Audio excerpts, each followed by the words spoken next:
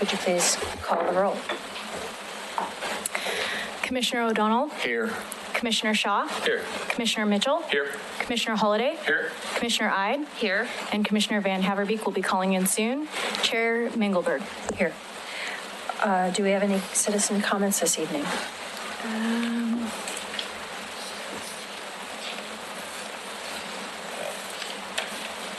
We do not. Thank you. With that, we'll proceed with the presentation, the Cove Project Phase 1. Eric Underwood.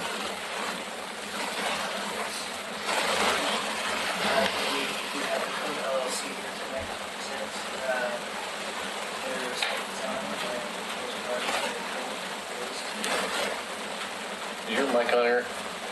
Okay. Is this on? Sounds like it. Is the red button, no, right in front of you, is the red button on? There you go. It is now. Is that working? Yeah. Yeah, okay. So, Colin Kehoe, Vancouver, British Columbia, and you wanted Vice President, Hudson Holdings. So, obviously we started a little bit late. Do we have a full hour, or are we trying to condense it down a bit? There's just a few people who want to come up and talk, and I got a little bit to say, but I can shorten it down if we want to. We'd like to try and finish by 7 if possible. By 7 if possible. Okay then. So we'll see. I'll cut a little bit of this out then. So firstly, thank you for the opportunity to present our concept. I'm with the Cove LLC, the proposed developer of Phase 2. Thank you. Our basic intent is to create quality rental apartments, which right now are obviously in high demand in the market, and particularly Oregon City.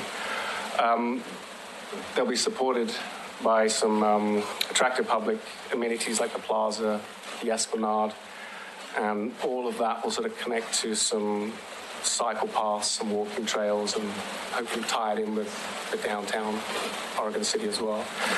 There's a broad range of units. There's live-work units. All of this has secure underground parking and elevator access.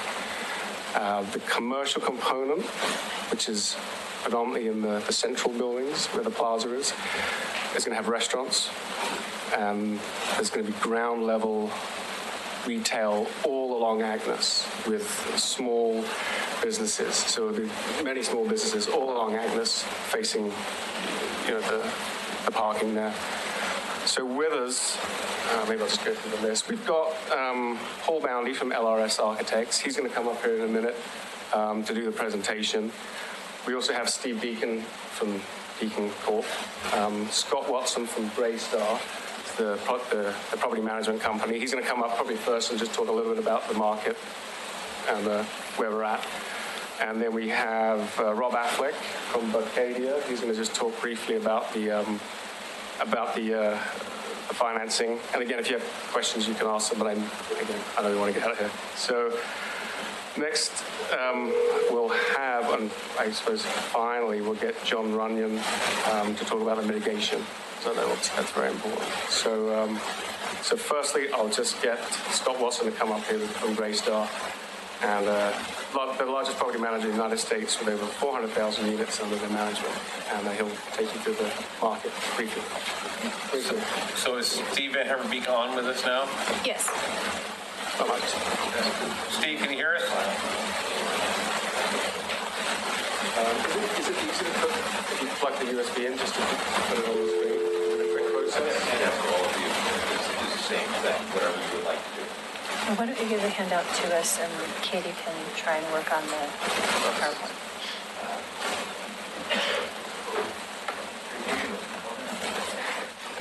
Steve, are you there? He's gone.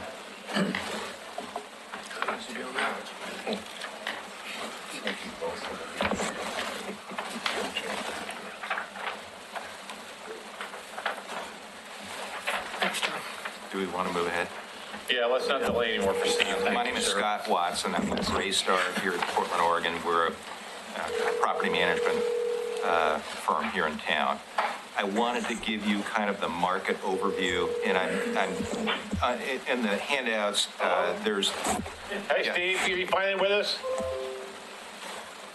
Steve. I'm back. Okay, we're starting. again, in the handouts, I wanted to kind of start with the greater economy. Portland, Oregon has never been in better shape economically. I put a simple handout from the Molten. Okay. You want to just keep? How do you want to keep going? Just go. Things are good in Portland. On a number of measures, job creation, in migration, all of these are really good for housing in general, the apartment industry specifically. Don't want to dwell on it. I want to move on to the next page. Job creation, unemployment rates, Katie, let's just cut them all off. of those messages. I'm done. All of those messages are positives. I wanted to point out that our region, the MSA, that Portland, Vancouver MSA, up almost 210,000 jobs since the trough, 135,000 jobs since the upturn began. We're adding something on the order of about 23,000 jobs to the MSA each year. We're not building housing anywhere near that kind of inflow. I'm going to move to the next slide so we're respectful of time. On average, we're seeing about 120, 125 people a day moving into the MSA. We're not building housing anywhere near that.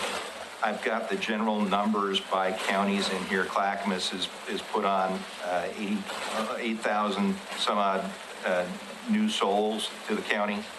We're not building housing at that level. Then the next slide is with the additional household forecast through 2022. That equates to about 24,500 new rentals. I think this year we've got about 500 new rentals coming into the Clackamas market. I mean, we're just nowhere near the jobs that are the housing that needs to be created. The next slide is really a forecast of what is in the pipeline construction-wise, and it's really a downtown Portland phenomenon. We're going to deliver about 6,500 apartment units in the MSA this year. Most of that is downtown. With the affordable housing mandate downtown, it's really put a damper on future development. A lot of developers rushed to get projects in ahead of the affordable mandate. They're having a hard time financing them. We may not see those out years projections anywhere near what they've got on here. And it has to do with, we've got an oversupply right now with units that were rushed to market. We've got declining rents because of the concessions being added to the downtown market. We don't have that in our market out here. We're seeing positive rent gains, something in the order of about 3% per year rent gains in your market, Oregon City market. Downtown, that's 2.5%, 2.2% negative this year. We haven't seen that in decades.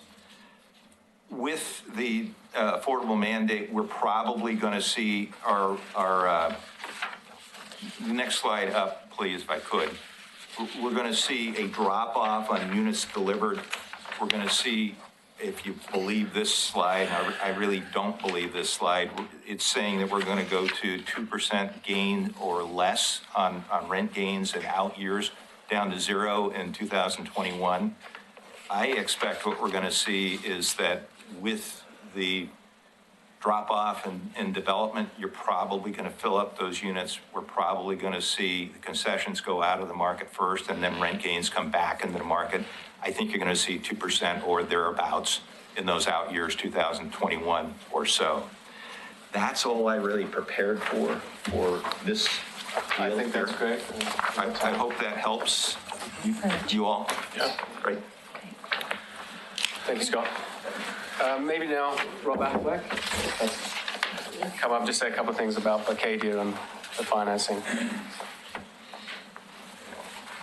I'm Rob Affleck with Bercadia. We're a national real estate lender. We focus on multifamily investments.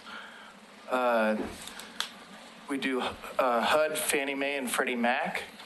This particular loan opportunity would be a new construction HUD loan under their 221D4 program. Any questions? Well, I don't want to rush him through anything, but I also want to be respectful of the time we have.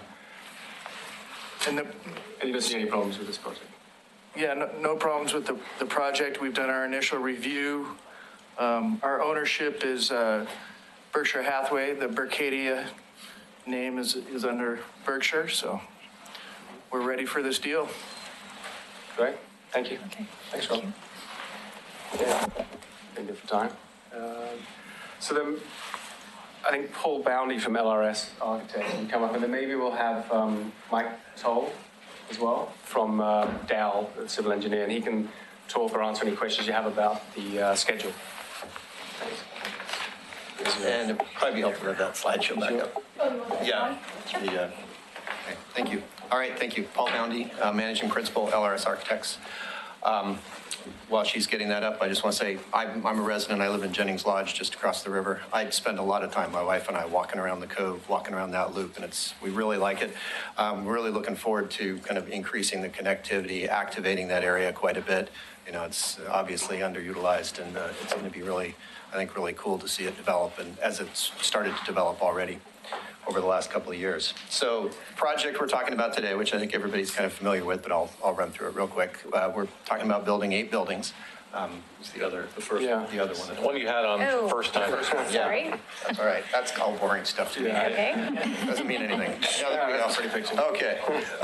8 buildings here. What we're talking about building. There's essentially 2 phases to the construction. The first phase is going to be 5 buildings, and the second phase is 3 buildings. It's about 235 units in the first phase, and are roughly about 100 and some odd in the second phase. My math is kind of fuzzy at the moment. We have 3 different building types that we're proposing here for this project. The 2 buildings, which we're, for lack of any creativity right now, we're calling Building A, are the plaza buildings. So they essentially frame the plaza at the center of the development. So that'll be the primary area for access from the public from the Agnes side into the plaza side. There will obviously still be the access from the Main Street end, and there's also access from the other end of Agnes. So the development is building Agnes and providing public parking, some on-street parking and some on-site parking that can support both of those. The Building A's will also have the majority of the retail space, the commercial space. It's got higher ceilings on the ground floor. It's being designed for flexibility, so hopefully I think we all want to see the restaurants in there. There are decks to support that, to restaurants to go outside, overview the cove. The other Building A also has the common community center amenity, which is the area for all the residents to gather. It has a swimming pool, it has fitness area. It'll have basically the social hub of the facility, also where the leasing offices will be. The bookend buildings, which we were referring to as Building D, are at the Agnes, or at the end, the north and the south ends of the project. They are primarily facing Main Street, and they bookend the facility. Those also have decks that provide amenity spaces for the residents. The center buildings are more just primarily residential. They do have ground level live-work units, what Colin was referring to as the active and the business use along the ground floor side on the Agnes Street side. All of these have the underground parking, and Colin's mentioned some of this already, that's secure.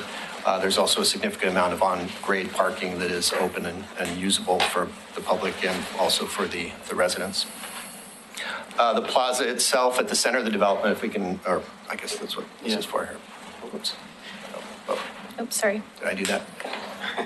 Okay, the plaza here, as we're looking at it from the Agnes Street side, is really, it's somewhat a work in progress.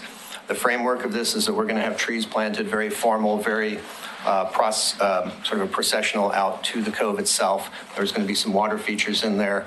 We're still working on the detailed design of all this, but it's a nice mix of just kind of not too formal of a plaza, but comfortable, a lot of nature, a lot of landscape within that space.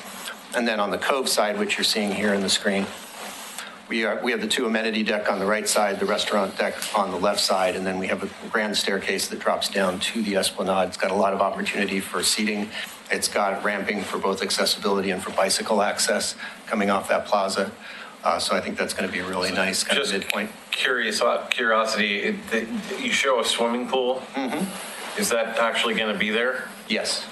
So how are you going to keep the public out of that space? There will be some level of security, some level of, whether it's screening or fencing. We haven't designed that part of it yet, but yeah, we would have to have, because that is going to be the tenant space, we do want to give them a little bit of privacy Right. From the cove, because of the floodplain, there's a lot of different elevations going on here. So that's actually a little higher than the Esplanade. So it's not a situation where somebody's going to be walking by and looking in. It'll be a situation where they can see over the cove, and then there'll still be a little bit of, the Esplanade itself won't be this, it'll be up against landscaping, so it's not going to be totally, you're not going to be staring at the faces of these buildings right up against the walkway in the Esplanade. Let's see, the landscaping, nice segue into that. We're doing the whole landscaping area along the cove, and along the Esplanade is going to be the riparian native repair that goes along with the other renovation work that's going on around the cove. There's ornamentals that'll be at the access points to the Esplanade as well as in the plaza. And then we're using a lot of evergreen shrubs. We're using a lot of growing vines to screen, because of all the elevation changes, there are obviously some exposed walls throughout the facility. So we're using the landscape to try to screen as much of that as we possibly can. The units themselves, as Colin mentioned, we've got a mix of studios, 1 bedrooms, 2 bedrooms, 3 bedrooms. The upper level unit, pretty much all of them, with the exception of maybe a half dozen of them, all have decks. The upper level, the 4th floor on this, is going to have some higher ceilings. We've got some upper windows. You see some of the articulation in the ceiling along the plans comes from the higher ceilings within those spaces. All of the units themselves have generously sized windows, both for views to the cove and daylighting, and also the views to the opposite, the other side of the site. The materials, we're still working through the final materials. We are looking at using brick for the base of the building. It will be a fiber cement panel siding for the majority of the building. We're mixing sort of blues and gray color scheme is where we're heading towards right now. So we're still developing that as we work through the design development phase of the project. All right, any questions? Sir, how many of these are you proposing for live work? How many of these units? There are 4 live work units in each of the 4 buildings. So there's 16 live work units in the 4B buildings. And then there are 2 live work units in each of the D buildings on the end. And all those live work units are facing Agnes. If there's a unit facing Agnes on the ground floor, it is going to be a live work unit. So it's got a street front, a storefront that opens out. It's got a commercial space. The way the apartments lay out, there are bedrooms next to them that tend to have windows, or living spaces next to them that have windows out as well. But the primary working area and the commercial area is going to be all glass storefront. And is that like 3 stories tall? Each unit, a live work unit, would it be tall? No, they're all a single floor. All single? Oh. Yeah, they have a little higher ceiling. They're a little bit more flexible than the typical floors. It makes that retirement thing sound a lot easier. I liked it. Yeah, I don't think I have the live work. Here's the one on the right. Kind of tough to see. The room on the left is sort of what we're just showing it as the generic office space. It's set back a little bit, so there's a bit of an arcade. Oregon City Planning Code requires a certain amount of arcade and opening and window, and that storefront that opens directly to that. And then the units next to it, the door opens into the living room, kitchen, and then we've got bedroom, bathroom away from that. Okay. So in terms of the space you need, or the footage that you need for the vertical housing credit on the live work units, does that calculate just the work portion, or is that whole unit able to be part of that calculation? I would probably defer to Colin on this, but I believe the vertical is coming in the loft units, which I didn't mention. Yeah, don't quote me on it. I believe it's 50% of the frontage of all the buildings need to be commercial. And the whole frontage of the live work unit is considered commercial. So, okay, I think that answers even the live part of it. Sorry. Even the live portion of the unit is considered commercial. Yes, okay. It's considered. All right, thank you. Question on the sound barrier from the freeway behind the buildings. Is there any kind of construction that you can do or planning to do to screen some of the noise from the freeway? Well, we have an acoustical consultant on board who will be doing testing in the space. The last project we did with the Deacon team was actually along the Banfield Freeway in Portland, and a very similar scenario here where we can't really screen the sound at the road, so we've got to do something at the wall of the building. We have to look at the window construction, we have to look at the wall construction. All that will be part of the design development evaluation that we're doing. In those cases, there's some thicker windows you can utilize. There are some different wall type constructions you can utilize to minimize the impact. That answer your question? Okay. Any other questions? Yeah, that's good. Okay, Great, thank you. thank you. Thank you, Paul. Nancy, it's been a while since I've seen you. Yeah, nice to see you again. Yeah, sure. And so next is Mike Toll. So, a moment, please. Sorry about the volume. Do we share the same understanding of the vertical tax credit and the qualifications for it, both the developer and us? The qualifications is they have to have 50% of a primary street frontage be commercial. And so those two qualify as a non-residential commercial on it for vertical housing. I understand that, but to get that credit, does each specific building have to offer that combination, the live work? Say there's 3 separate buildings and only one of them has the live work situation. Does that extend to the other buildings, or are those just the building where that exists? The buildings that have that existence is the equalized floors that you calculate. Okay. I just want to make sure that we share a common understanding, that there's no misunderstandings of that going forward. Thank you. Right. So Mike Toll with Dowell out of Portland. I'm a civil project manager, and as of right now, the keeper kind of this project schedule, and just some high level things that we want to point out to kind of ensure that this project is successful. And we've worked with the city and greatly appreciate the help of Public Works and planning to this point, and we'll plan on continuing working with them moving forward. But the main goal here is to get the CDP application process going with the target goal of breaking ground as soon as we possibly can in the spring, which is currently targeted for first part of May. There's a lot of earthwork with the floodplain concerns out here, and we want to make sure that work is being done in the summertime when we've got good weather to do that. So the way we've worked with the city to structure this application currently allows us to kind of package the mass grading with this CDP application up front. To allow us to kind of submit on a mass grading, early grading package as soon as possible and get that work permitted ahead of kind of the rest of the site work in the building construction to really make sure that we can hit that kind of May deadline. So, within a few days of having approval to submit the CDP application, we're ready to submit and get that process started so we can make sure we hit that date in May. And then would you begin construction on just the first phase, and then the second phase would be at a later date? So the mass grading of the entire site would happen at one time.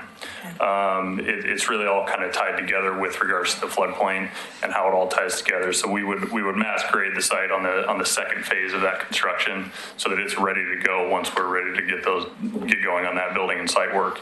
But yeah, the building permit piece would fall later that summer and be approved kind of towards the end of the summer with the rest of the site work and public infrastructure with the Agnes improvement. Thank you. Any other questions? Thank you, Mike. Steve Deacon, let's say a few words. I know, quick, right? How are we doing? Yeah. 15 minutes, right? My name is Steve Deacon. I live in Portland, and I'm the CEO of Deacon Construction and the manager of Deacon Development. Our company has been in business since 1981 in Portland, and we currently have 4 offices. We're a West Coast company now. We're in Seattle, Sacramento, as well as Southern California. We do about $400 million of volume a year. And the type of work we do is a combination of multifamily, hospitality, retail, restaurant. And the project that is envisioned here is the type that we work on frequently. And we're excited to be part of it, both from a construction standpoint and from a development standpoint. I think it's really got the opportunity to be just a spectacular gem of a project. And so it's fun to be involved in the early stages. Our development group has been around for about 15 years. I'm accompanied here by Ryan Shera. Ryan, you can raise your hand. Development manager, and Armin Malazzo. He's our design and construction manager. I would term us as a developer. We're a very hands-on type developer because I think probably because of our construction background. We started as a contractor, and then now we do both construction and development, and it's created sort of a hands-on, detailed approach to the projects. Our goal is always to create a project that is really as good as we can make it, as effective, as efficient, and then that's hard to define. But we don't delegate the responsibility for trying to make the project be the best that it can be. We really get hands-on involved with the design team. We've worked with LRS before, we've worked with Dowell before, and as well as the consultants, like talked about the acoustic consultant. We're using the same one on your project that we're using on the one in the Hollywood district right now. Listen Acoustics, and it does get tricky. You got to think about the STC rating on the windows and any of the openings, and it's very important so that the end product is something that people will really be happy with when they're living there, because this is going to be people's homes. I wanted to say that where the city can help us is, and you have been, we've been very impressed with the quality of the staff and the interaction. Very good people to work with, very proactive, and it's been very pleasurable in working through the process. And it's so important for a project like this because it really takes a team to come off right. And where you guys can help is in just helping us get through the process of get our submittals into you, review times, and being responsive to us, and we'll do our very best to be responsive to your questions as well. Like Mike mentioned, we're working hard to get started in May of next year because that's when the weather, in theory, starts getting better, and the soil here is weather sensitive, and so you don't want to be doing it in the middle of the winter time. That's all I had. Any questions? Great. No. Thank you. Thank you. Thank you. Thanks, Steve. Thank you. And then for Resto Cap, John Runyon? Yeah. Is public matters? Okay. So John Runyon's going to be talking on behalf of Resto Cap about mitigation. John Runyon, principal with Cascade Environmental Group based in Portland. So it's interesting, sort of the flip side of the population growth and development in the region is a growing demand for habitat mitigation. My firm is working with the city of Portland right now to look at mitigation demand and ways to meet that demand, specifically for Portland, because they're seeing a tremendous growth in the need for mitigation there, and that extends out to the region. Clackamas Cove is well positioned for mitigation because it's connected to the Willamette River. Significant fish runs of salmon and steelhead go up Clackamas. It's regionally important in that way. And one of the key missing habitat elements in the region is shallow water habitat, which the Cove could potentially provide, creating shallow water and wetlands along the margin areas. We're currently looking at the west side of the Cove and the potential for mitigation there. And now that we have a better understanding of the details around the development, we can look at, okay, how would we integrate in mitigation with the development, because it is really about integration. I mean, they spoke about planting native plants on the riparian edge. What would that look like adjacent to the mitigation areas? And where we are in terms of the process is we think by May we'll have a good sense for what kind of mitigation, what markets would be available, the financing and the details around it at that point. And some of the critical details obviously are evaluating the environmental uplift in general in the cove. Things like water quality, the algae blooms, what kind of impacts would we have on future algae blooms, and then ultimately what kind of fish and wildlife habitat would be generated from it. And part of this process is, once we have a better sense for the details, engaging the state and federal agencies who are going to have the ultimate say and approval of the mitigation bank. So questions? I'll reserve my question for the end of the presentation. Okay. Well, that is the end of the presentation. All right. Okay. If you'd like to ask... No, the question's not directed to him. Please go ahead. It's not... The question to the team. The team appears to be in harmony on moving forward in this project. My question, quite honestly, is, it's a fertile market and the timing is right. But my question is on the financing component. So I guess it would be directed primarily at the gentleman from the Berkshire Hathaway firm.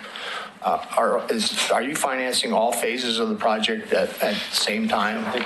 Or is Not at the same time, no.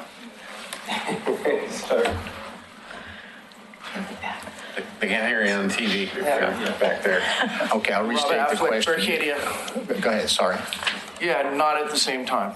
No. So We're how doing this extensive, first phase. where, this is the first phase? Yes.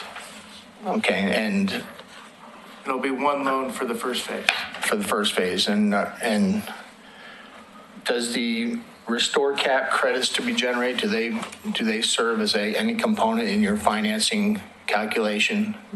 I don't know if you understand that there's credits to be generated, they're an asset. Are they part of your asset calculation in the funding? No. Okay. So the project is financially sound, you're ready to move forward and finance it with no other reservations at this point? Correct. Okay, Yeah. that's what I wanted to hear. Thank you.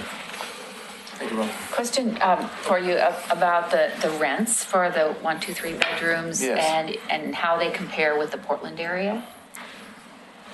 Yes. Just the anticipated rents for the units. No, we've done a market study and an appraisal that's addressed the rents.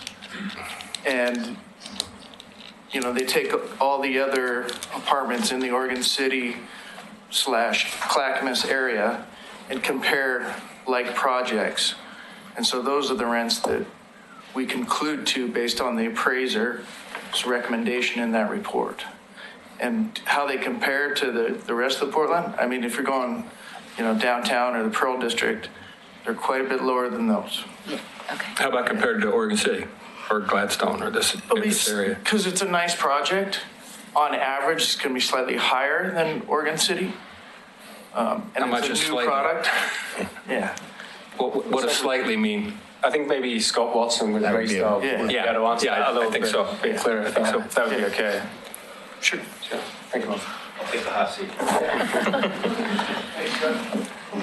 Scott Watson of Greystar. The question really was, what are the rents expected to be at the Cove versus the greater Oregon City? There really doesn't exist a project like the Cove in Oregon City, so it's not a fair comparison.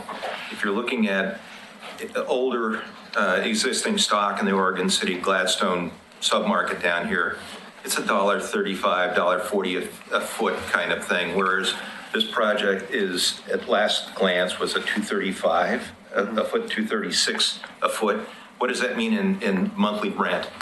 If you're renting a one-bedroom standard apartment in Oregon City, it's probably in the $900 to $1,000 a month kind of range. That's going to be a $1,600 to $2,200, $2,300 range at the Cove.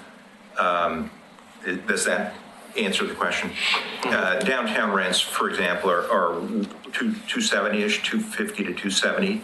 So we're quite a bit below that level. And the amenity package that's envisioned for this project is quite a bit Yeah. richer than Than what anything exists that now. exists now in the Oregon City market. It's fully amenitized. And the location. Right. And the And location. the location, nothing like this. You'd have to go back into the Pearl District or Lake Oswego with the Windward, something like that for a comparison. Great, thank you. Thanks, Scott. Fair? Yeah, thank you.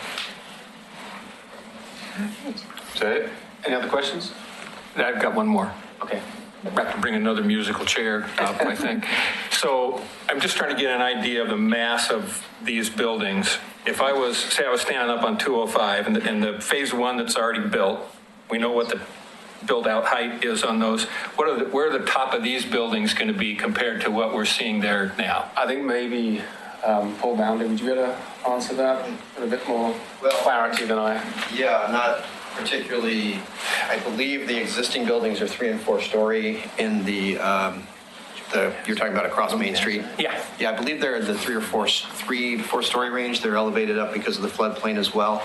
We are talking about here, everything here is going to be 4 stories. I think the baseline elevation from where everything starts is the same because that's basically our floodplain number on both sides of the road. It's hard to tell what you'll see from 205, to be honest with you. We droned the site. That was just I didn't mean for sure. I just want to know. Yeah, we are a little further away. What's it look like height-wise compared to what's already there? We're a little further away. We're going to be a little taller. Okay. And we're a little further away from the freeway, but we droned it and we set some elevations, and you do get some really cool views from the top floor. I may need another appearance from the money man.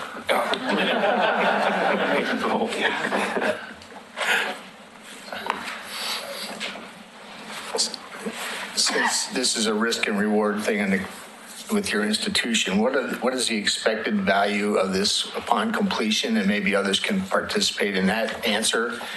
And what is the investment up front? And what are the anticipated construction costs? So that's a balance, that's a ledger sheet type of thing. Can you give me any insights into that? I mean, it's Expected value? roughly expected value around $85 million. I believe so, yeah. Okay.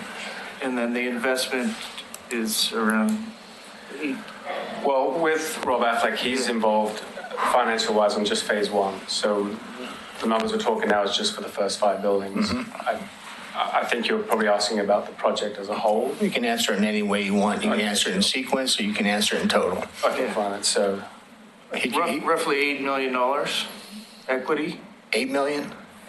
Yes. 8 million equity upon completion, immediate equity? No, before construction. Before construction. And construction costs, which I'm sure you've seen because that's part of the calculation of funding.